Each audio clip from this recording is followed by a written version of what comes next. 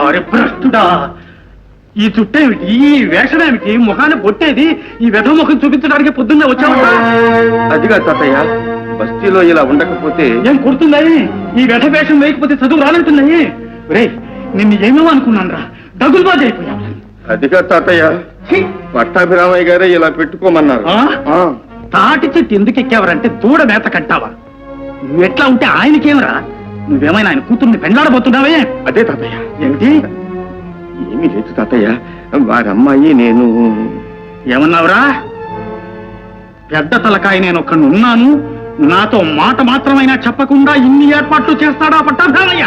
లేదు తాత, వారికి విషయం తెలియదు.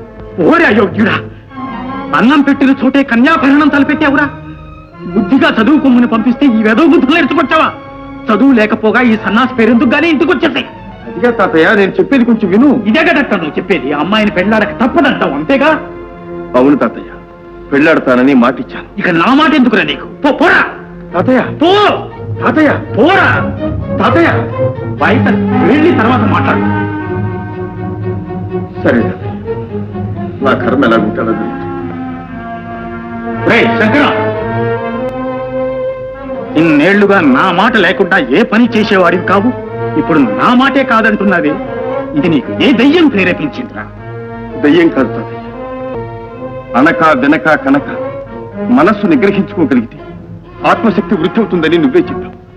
అలా ఆత్మశక్తి కలవాళ్ళు ఏ పని చేసినా సరే అది దైవ ప్రేరణేనని కూడా చెప్పావు. ఈ విషయం నేను బాగా ఆలోచించాను.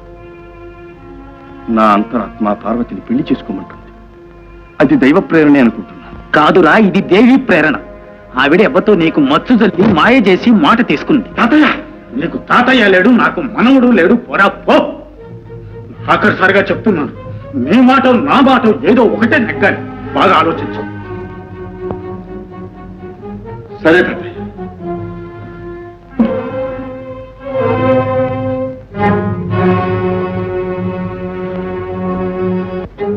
సరేనమ్మా, మీకు ఇష్టం లేకపోతే పెళ్ళే మానేస్తాను. ఆ జన్మాంతం కన్యగానే ఉంటా. పారు, కన్యగానే ఉండిపోతావా? అంత నిగ్రహం ఉన్న దానికి ప్రేమలు పెటాకులు ఎందుకే? అమ్మా, నీ కళ్ళు మూసుకుపోయాయిగా, చాలు. మా కళ్ళు కూడా ముయ్యాలనా? కాదు, నేనే చెప్దాం అనుకున్నాను, కానీ నా దురదృష్టం అడ్డుపడి ముందే మీకు తెలిసింది. ఎంతకు తెగించావే?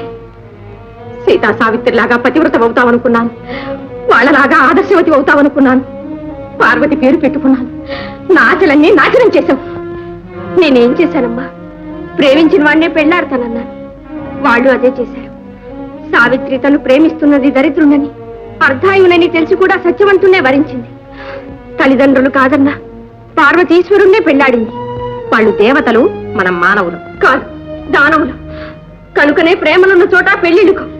కానీ నేను మాత్రం ఒకరిని ప్రేమిస్తూ ఇంకొకరితో కాపురం చేయబో. అవునన్నా, అయితే వారితోనే పెళ్ళవుతుంది. లేదా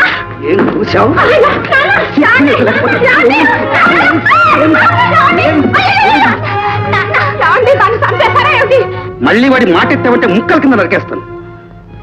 పార్వతి, ఈ కొంపిన అల్లరి పాలు కావాల్సిందేనా? కన్న తల్లిని చెప్తున్నాను, నా మాట వినమ్మా.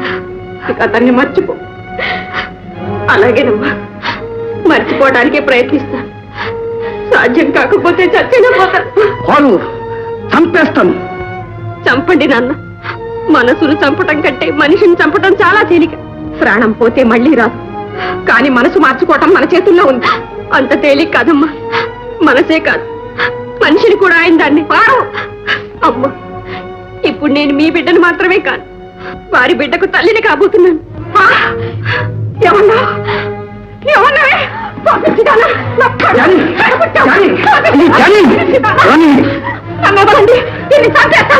పుట్టినప్పుడే పచ్చి దొరుకుంటాను. అయిపోయింది. కమ్ముతున్నప్పుడు ఇంకా ఒక క్షణం కూడా ఉండటానికి వీల్లేదు. అవును, ఆ కుక్కగా వేద్దాం. నేను చెబుతాను.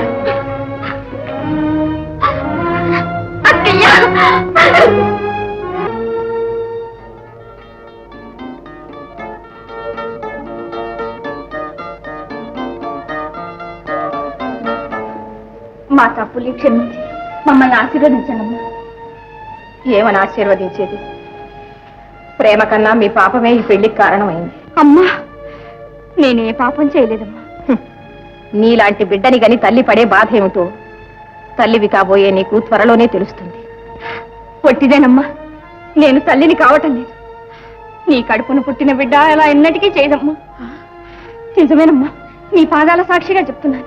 పార్వతి, ఆనాడు ఆవేశంలో నేను మీ బిడ్డను మాత్రమే కాను, వారి భార్యను, వారి బిడ్డకు తల్లిని కాబోతున్నాను అన్నాను. దాన్ని మీరు అపార్థం చేసుకున్నారు. అప్పటికి నాకు అదే వరంలా అనిపించింది. నేను కాదనలేదు, కానీ ఇప్పుడు నిజమే చెప్తున్నానమ్మా. పార్వతి, అమ్మా, నిన్న అపార్థం చేసుకుని అవమానించాను. కన్న తల్లిలాగాక కటికి రాక్షసిలా ప్రవర్తించానమ్మా. ఏమండి? మోసం తగ నా దగ్గర అబద్ధం చెప్పింది, నన్నే మోసం చేసింది, కన్న కూతురు నన్ను మోసం చేసింది.